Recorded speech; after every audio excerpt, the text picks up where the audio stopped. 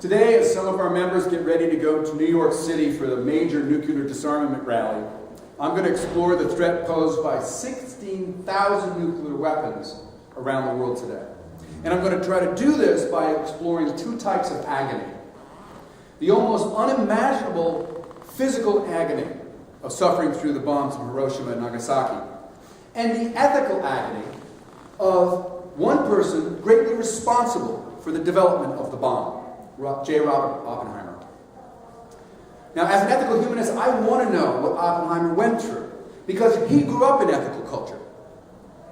He was taught by our founder, Felix Adler. He was instilled with both a drive to serve his country and an acute moral sensibility. Now, ironically, these drives led him to develop both the atomic bomb and the understanding of how horrible it was. So today we inherit a lethal legacy of our collective human response to violence, which is more violence, horrific violence. Whether we travel to New York next week or not, we can raise our voices, we can demand that our leaders do what may seem today to be impossible: the abolition of nuclear weapons. In the dark days of World War II, maybe the development of the bomb seemed impossible, but scientists made it a reality. Today, can we make disarmament a reality? Now, I'll admit that my study of this is complicated by two factors. One is that we have a member in the society who is related to Oppenheimer. I think it's a third cousin twice removed. You can find out who that is. But secondly, Oppenheimer reminds me a bit of my father. Like Oppenheimer, my dad was a pipe-smoking physicist who wore floppy hats and did research in the Alamogordo Desert. Like Oppenheimer, my father studied physics on the campuses in Chicago and Zurich and Berkeley. And like Oppenheimer, my father was fascinated with the subatomic particles being discovered. Things like the meson, which happened to be the name that was given to my family beagle as a kid growing up. That's how much physics was in our house. Now, my father was 20 years younger than Oppenheimer, and so he was not one of the fathers of the atomic bomb, as they're known as. That would be Oppenheimer, Edward Teller, Leo Szilard, Niels Bohr, Enrico Fermi, and a number of others, who are all praised and condemned for what they did at the same time. Had my father been older, I wonder whether he would have been a patriot and contributed to the use of the atomic bomb. What would any of us have done in his shoes? What would I have done? Well, first, before I look at that, I want to talk about some historical perspective around the bomb. Growing up, I was taught as a little kid the heroic narrative, it was called, where the bomb was produced by dedicated patriots to end the war quickly and save many American troops' lives and even more Japanese lives. I was taught that the shock of a nuclear bomb was a blessing for everybody. Joseph Gerson, who was on the panel here a month ago on nuclear disarmament, disputes that in his book called Empire and the Bomb. Gerson speaks about how policymakers crafted a heroic narrative to justify the bomb. From the co-opting of New York Times journalist William Lawrence to the blind patriotism of the American Heritage Junior Library, we were taught this narrative to see us as the good guys, no questions. And the traditional histories of the Manhattan Project that created the bomb were imbued with an unconscious patriotism, it was called, influenced by wartime propaganda. So it wasn't until college that I learned what I think is a more realistic, although cynical, perspective, and that is the realpolitik narrative. That assumes that diplomacy and politics are all about power, they're not about ethics.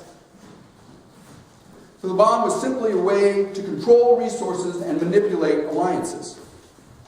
Gerson learned this as a Georgetown student in undergrad during the 60s. His professor taught him, quote, "The study of international relations is analogous to studying the rules of the game in mafia families." This was at Georgetown, right? So the moral considerations had no real place in the daily interactions in this narrative. And George Kennan, the author of the containment doctrine here in the United States, admitted this. Listen to his words. This is one of the most important diplomats of our history. "We have about 50% of the world's wealth and only 6.3% of its population. In this situation, we cannot fail to be the object of envy and resentment. Our real task in the coming period is to devise a pattern of relationships which will permit us to maintain this position of disparity. The less we are hampered by idealistic slogans, the better. Wow. This is a ruthless realism, and it placed the bomb at the center of U.S. policy. Kennedy played brinksmanship with the Cuban Missile Crisis.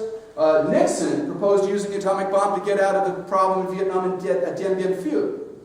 And in telling this to Oppenheimer, who went to the White House for a meeting, Oppenheimer left and was quoted to say that he had, quote, just come from a meeting with the most dangerous man I have ever met. The bomb was central to our history and our ability to dominate the world. And many presidents who were armed with nuclear weapons did the same things. And they are dangerous. We are dangerous. We created it. You're in my tax dollars. So Gerson looks at the realpolitik narrative and says that's right, but condemns it. He says that it's nothing more than a ruthless quest for empire, which is why the subtitle of his book is entitled, How the U.S. Uses Nuclear Weapons to Dominate the World. Well, that's what I learned in college. This was Yale in the 70s. That was the truth. It seemed that the bomb was not necessary to negotiate the peace that we wanted. In the summer of 1945, there's lots of evidence that the Japanese were reeling and scrambling to come up with a peace program. But tragically, the bombs that inflicted horrific suffering probably did not affect the speed and the terms of the peace. That's what I learned in college. That the U.S. lied that Hiroshima and Nagasaki were primarily military targets. They weren't. The fact that they both were unbombed at the end of the war is proof that they were not military targets. Almost all of the victims were civilians, men, women, and children. The fact that that happened, and that most of the victims were women and children, lead me to agree with a Nagasaki survivor who said on the first anniversary of 9/11, told the UN General Assembly, quote, I firmly believe the atomic bombing was the worst act of terrorism in history. That's what I was taught in college. So terrorism, which is defined as the use of force and intimidation in the pursuit of political aims, well, that's what we did. We used the bomb for political strategy. We wanted to demonstrate our power to the world and to the Soviets, who were occupying more and more Japanese territory as the war went on. The bomb was Truman's ace up his sleeve at Potsdam. Officials even complained that if they didn't use the bomb, they'd get taxpayer criticism that they spent so much money on a weapon that wasn't used. Now, these all happened. These are all part of the truth. There are many sides to the truth. But I do agree with the survivors of the bombs, who are called hibakusha, that the U.S. used them as, quote, this is their words, guinea pigs. Because I read tearful testimony about how U.S. doctors went to the Japanese island after the blast and seemed more interested in studying the effects of the blast than in healing the suffering. That was from the words of the survivors. Deputy Assistant Secretary of Energy Paul Seligman admitted that, quote, we use these studies for everything, including the design of new nuclear weapons. So similar critiques have been made regarding the Japanese fishermen and U.S. military personnel who were poisoned by radioactivity. All right, as I said, there are many sides to the truth. Let me tell you a little bit about the victims of Hiroshima and Nagasaki. Given the limited time I have and the difficulty of the subject, there are two things that I know I could fall prey to. One is minimizing the horror, right? And the second is not appreciating the context of the war and the realities of the war. Regarding that second risk, I do admit that war is hell. I believe that cruel, destructive regimes require us to use violence sometimes. I'm not a total pacifist, although sometimes I wish I was. But I'll also admit that creating the bomb was motivated in part for noble reasons as well. That said, I don't believe the dropping of the bomb was justified, period. Regarding the risk of minimizing the reality of the bomb, I plead guilty. No talk or reading or film or personal narrative will get across the full horror of Hiroshima and Nagasaki, or of any war. I can only share a tiny drop today. There are lots of sources you can go to, so I'm not going to go deep into this. The source that first shocked me into the horror of nuclear weapons was a book by John Hersey, who was a friend and neighbor of my parents. In 1946, John Hersey wrote an article for The New Yorker that became the book entitled Hiroshima. It's a powerful narrative told of 6 survivors of the dropping of the bomb on Hiroshima. And it just starts like this. I'm just going to read you a few words. It's not the horror gore. It just lays out who he's talking about. He says, at exactly 15 minutes past 8 in the morning on August 6th, 1945, Japanese time, at the moment when the bomb flashed over Hiroshima, Ms. Toshika Sheika, a clerk in the personnel department at the East Asian Tin Works, had just sat down at her place in the plant office and was turning her head to speak to the girl at the next desk. At the same moment, Dr. Masaki Fuji was settling down cross-legged to read the Osaka Ashi on the porch of his private hospital overhanging one of the delta rivers that divide Hiroshima. Mrs. Hatsuya Nakamura, a tailor's widow, was standing by her window in the kitchen watching a neighbor tearing down his house because it lay in the path of an air raid defense fire lane. Father Wilhelm Kleinsorg, a German priest at the Society of Jesus, was reclined in his underwear on a cot on the top floor of his order's 3-story mission house, reading a Jesuit magazine. Dr. Tofumi Sasaki, a young member of surgical staff in the city's largest hospital, was walking along the hospital corridors with a blood specimen. And Reverend Kiyoshi Tomato, pastor of the Hiroshima Methodist Church, paused at the door of a rich man in Koi, the city's western suburb, prepared to unload a handcart of things he had evacuated from town, fearing the massive B-29 raid that everyone expected Hiroshima to suffer. He finishes the opening paragraph, the opening section. 100,000 people were killed by the atomic bomb, and 6 of these were the survivors. They still wonder why they lived, and so many others died. Each of them counts many small items of chance and volition, a step taken in time, a decision to go indoors, catching one streetcar instead of the next that spared him. And now each knows that in the act of survival, he lived a dozen lives and saw more death than he thought he would ever see. That's just the start, right?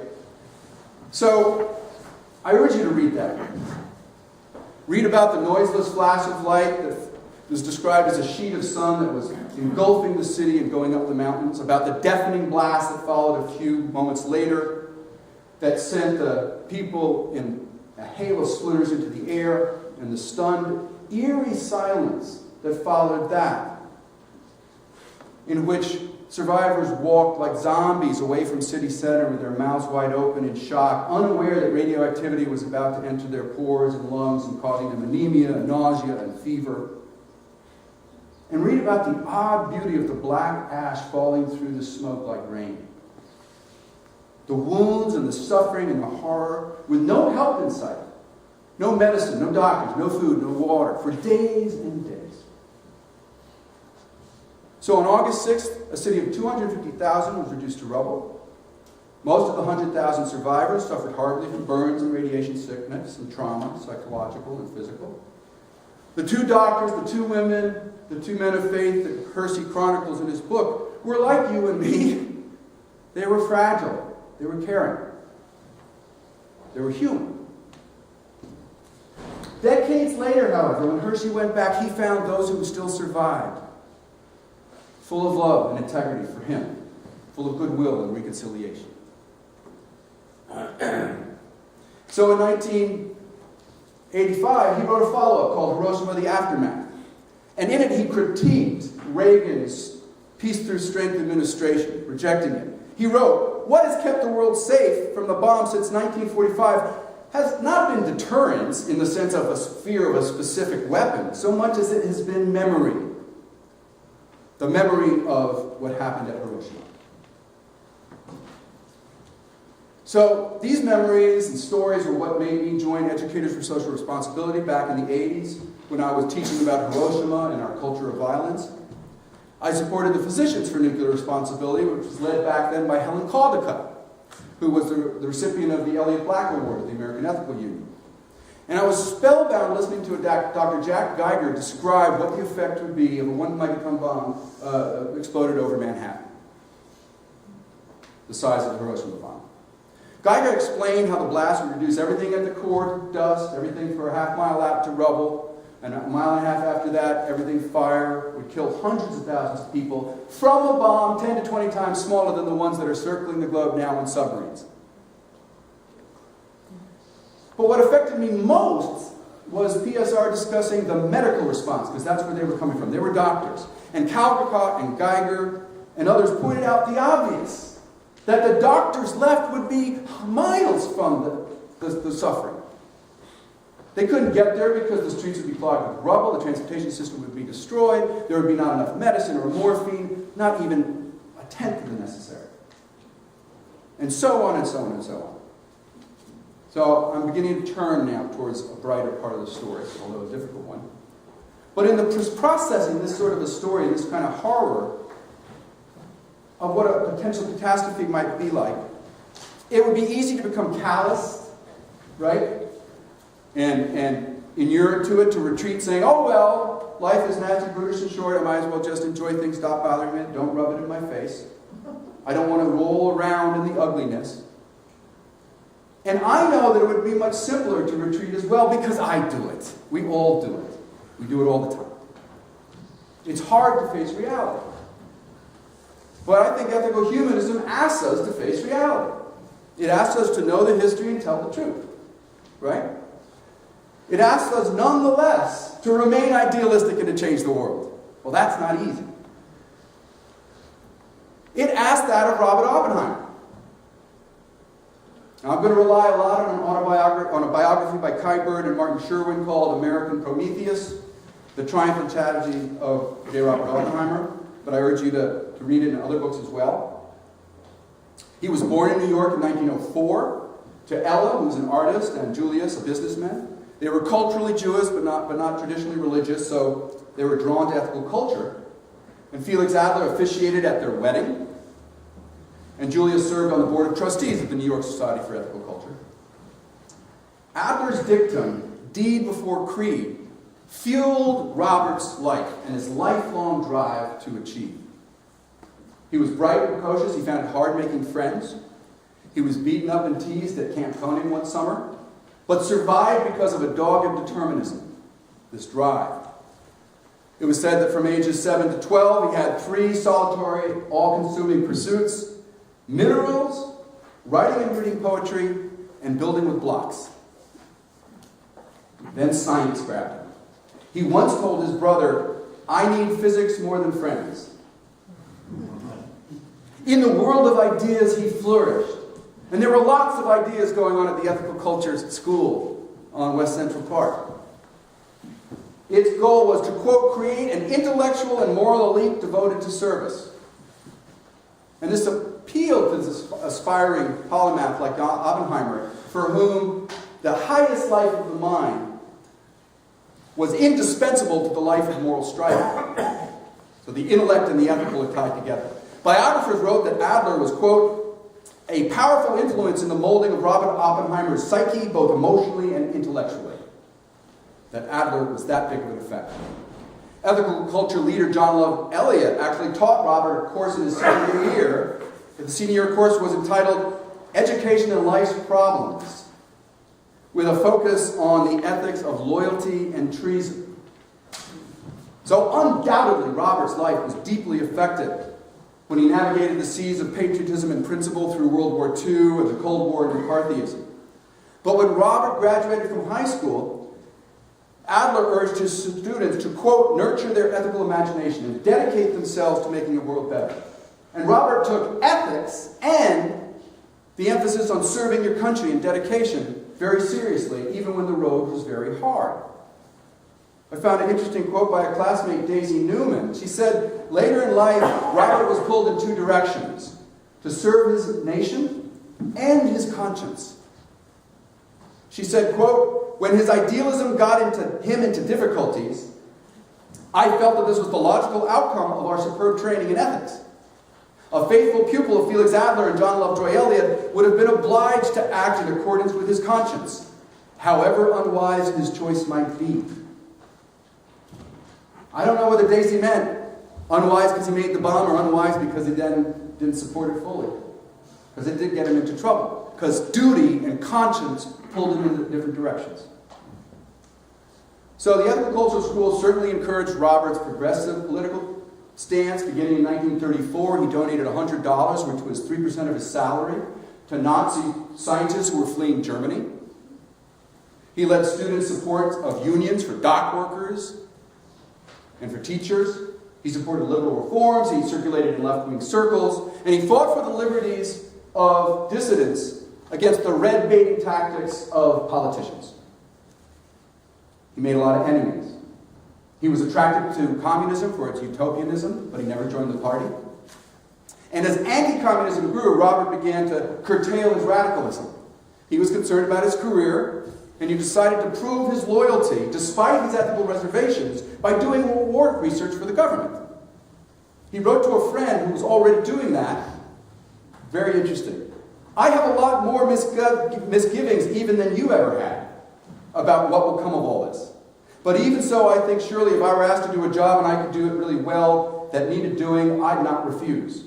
I'd worry a lot, perhaps even more than you, but we worry anyway.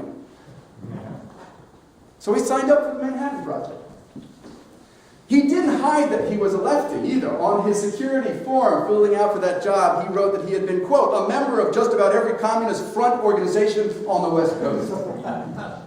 So they took him, and he threw himself into his work. And he believed the heroic narrative, that he worked hard to make the bomb, telling the New York Times, quote, lots of boys not grown up yet will owe their life to it. Some of Robert's associates didn't buy into this historic narrative. For example, he was inviting the Nobel Prize-winning physicist I.I. Rabi to become a part of the Manhattan Project, and he declined Oppenheimer's invitation because he didn't care to think that, quote, the culmination of 3 centuries of physics would be the biggest man-made explosion ever. He had nobler goals for physics. But Oppenheimer focused on what he thought were the narrow military necessities of the time, believing the bomb would save lives. He also knew it would gain him the respect he felt he was never given as a kid. And with one success after another, Robert's star rose.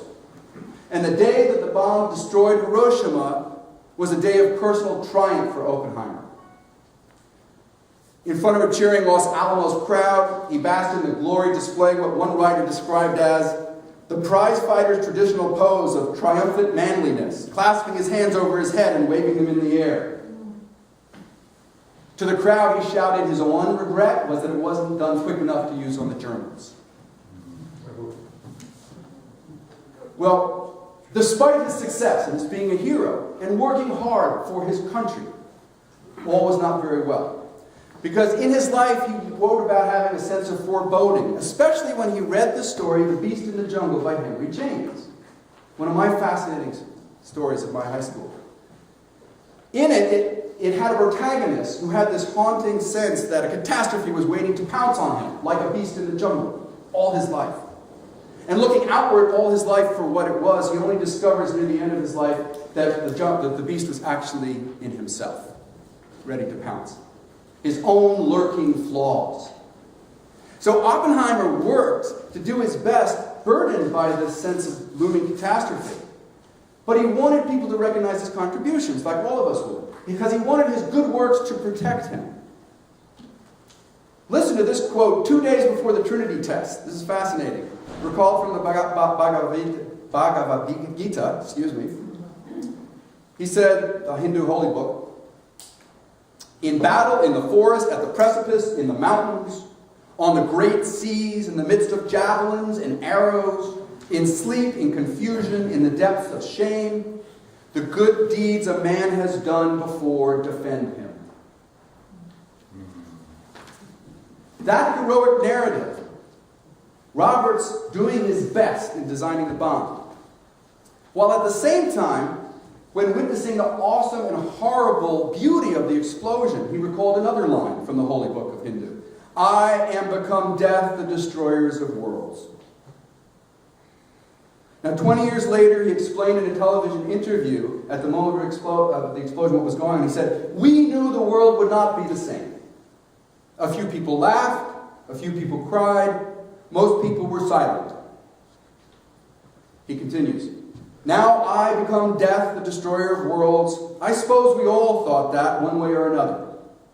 Robert certainly did, and it weighed on him.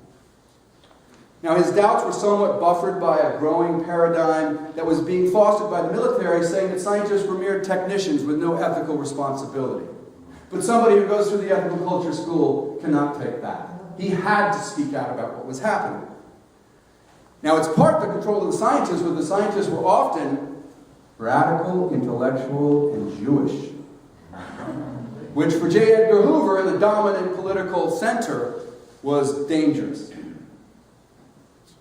So, while not giving up the heroic narrative, Oppenheimer had an ethical obligation to speak up. In a farewell speech at Los Alamos in 1945, he said, "Today, pride must be tempered with profound concern. If atom bombs are to be added as new weapons to the arsenals of the warring world or to the arsenals of nations preparing for war, then the time will come when mankind will curse the names of Los Alamos and Hiroshima." He knew his name would be cursed as well. When briefing Truman about the bomb right afterwards, he said to the president, "I feel like I have blood on my hands."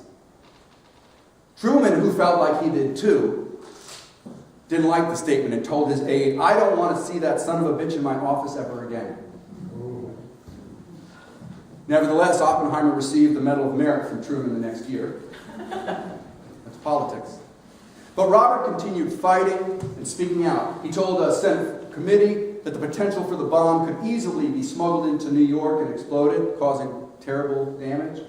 And the committee pressed him and said, "What sort of a device would be useful in stopping this?" He said, "A screwdriver to open every crate and suitcase coming into the city." His biographers, Bird and Sherwin, said that Oppenheimer felt like the Greek god Prometheus, who stole fire from Zeus and then was unable to control it. I think of Mickey in The Sorcerer's Apprentice. Oppenheimer continued to criticize the government's aggressive unilateralism, saying in a New York Times magazine that a type of world government body had to be in control of nuclear weapons for the safety of all. And this idea to limit national sovereignty, which was part of the Baruch plan that failed at the UN, was opposed by nationalistic forces, so it was impossible. And what happened was exactly what Oppenheimer didn't want, and that was a nuclear arms race between the superpowers. The military began to push the super bomb, which was the hydrogen bomb, which is more powerful than the one used in World War II, and Oppenheimer condemned the effort, but other physicists like Edward Teller insisted that the bomb was necessary and he would work on it. Enrico Fermi and other physicists joined Oppenheimer. And they lobbied Roosevelt's former vice president, Henry Wallace, to stop H-bomb production, quote, "primarily because we should prefer defeat in war to victory obtained at the expense of the enormous human disaster that would be caused by its determined use." So Oppenheimer was saying, why not make more tactical weapons, small battlefield weapons?